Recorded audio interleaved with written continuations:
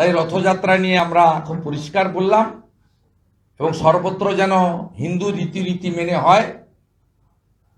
রথযাত্রা সম্পূর্ণভাবে হিন্দুদের অনুষ্ঠান, হিন্দু রীতিনীতি মেনে পুরীধামের যে অনুকরণ সেই রীতি অনুযায়ী হয়। শ্রী চৈতন্যদেব পুরীধামে একাধিকবার গেছেন, আমরা পশ্চিমবঙ্গের মানুষ ধন্য। সেই রীতি মেনে পুরীধামের ইতিমধ্যে পুরীতে লক্ষ লক্ষ বাঙালি সমাগম ঘটেছে এবং গত কয়েক বছরের রেকর্ড সেখানে ভাঙবে আমরা আশা করি।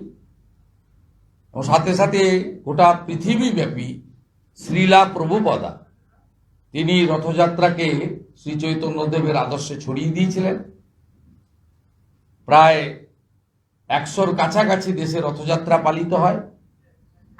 হিন্দু সমাজ সেখানে রথযাত্রায় জয় জগন্নাথ, হরে কৃষ্ণ মন্ত্র, মৃদঙ্গ খঞ্জনী, পূজা পাঠ এবং ধূপ ধুনা, জগন্নাথ দেবের বিশেষ পুরীর অনুকরণে প্রসাদ একেবারে নিয়ম নিষ্ঠা মেনে যেভাবে হয় সেইভাবে সর্বত্র পালন করুন।